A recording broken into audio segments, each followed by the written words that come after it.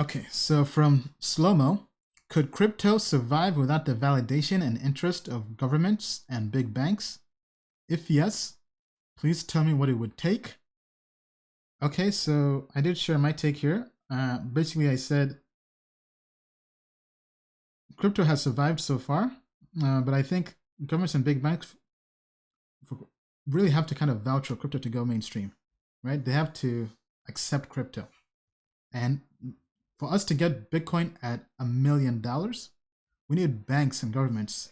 We need some governments around the world to make Bitcoin a legal tender and to make Bitcoin the country's currency.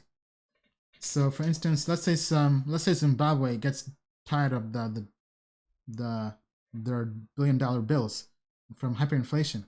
If they figure out a way to make Bitcoin the main currency in the country, that'll be huge. But obviously, that we're far from getting there because there's so many technical challenges. Because Zimbabwe is a third world country, not everybody has ways of getting computers or technology or even phones. I mean, but I think what's been done in East Africa with M-Pesa, with mobile money, if that can be replaced with Bitcoin, I mean, that'll be huge, right? But we basically have to create ways for using crypto on dumb phones. And it's not quite there yet, but because of that, I don't really think developed countries will be the initial place where it happens. I think it will happen in a developed country, but developed countries would really have to say, you know what, we're done. Either we're done with our local currency, with our own currency, or we're done with the US dollar. So maybe in a world where the US dollar crashes, countries can either go to the gold standard, or maybe they choose the Bitcoin standard. And if that happens, oh man, oh man. Shut up and take my money. Shut up and take my You know, money. to the moon and We beyond. just landed on the moon in the Lambo. Right? So if that happens, to the moon and beyond. Now, kind of playing devil's advocate here, let's see. Because the question is, can crypto survive without validation from governments? Okay, I mean, so I've said that we need validation from governments for crypto to survive. Yes, it can survive because it has already, but it will just be in the shadows. It won't really be anything big. It will just be that hipster in the room, you know? And we don't want to be that hipster, because that hipster in the room is not going to get us to millions or billions of dollars with Bitcoin. We have to sell out in a way. I mean, I know the crypto decentralized ecosystem, the crypto anarchists don't want that to happen, but I'm sorry, but as investors, we're in this for the money. Yes, we like the principles and all that stuff, but those principles don't help us if we're broke. Okay, so we're here to invest, we're here to speculate, but obviously more for the long term. And I would say we have to sell out. I'm sorry, we have to sell out to make this money.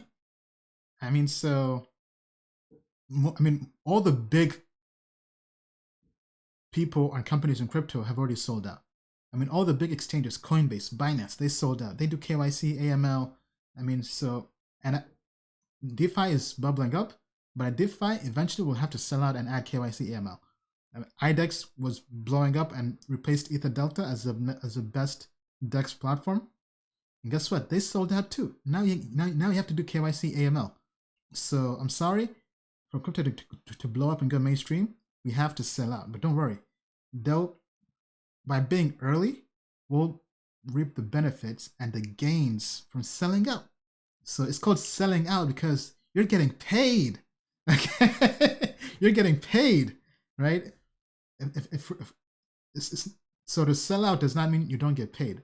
I mean, if you're in early, I mean, the whole point is to sell out and to make money, right? So, but anyway, going back to the other perspective, can crypto survive without validation from governments? It's tough to really even have a devil's advocate position because governments will fight tooth and nail to stop that from happening. We've seen what happened with Libra. And yes, Bitcoin and crypto is decentralized, and it has survived for the most part, but it's still been pretty challenging to have fiat on-ramps. So unless Bitcoin improves its user experience, the user interface, user experience, there'll be lots of friction, right? Because it's hard for people anywhere in the world to go and buy Bitcoin.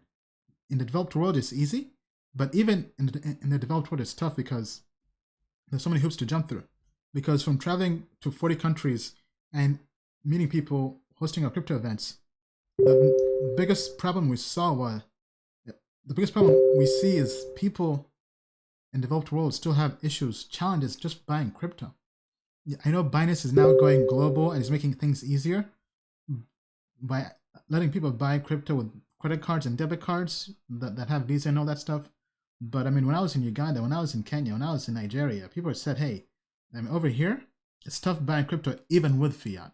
Because like in Nigeria, like the currency, the Naira, I mean, it's hard to use it anywhere because Nigeria has had so many, how do I say this, challenges when it comes to fiat policies, or rather, basically, there've been lots of scams in Nigeria. Okay, so anybody who's using the Naira, there's so many, it's very tough to use, even in their own country, because there's so many people who are using it for bad means, or rather, who don't have the best intentions, that make it tougher for everybody else using the local currency, the Naira. So as a result, it's very, very tough for them to even engage in global trade or the global economy with their own local currency, to even exchange the Naira for dollars, because people think they're getting ripped off, because whether people are printing fake money or what have you. So anyway, there are just so many challenges that it's tough to say. But I think long-term crypto can survive the way it is, but it will just be on the fringes. Crypto does have to get validation from governments and central banks and big banks for it to really blow up and for all of us to go to the moon.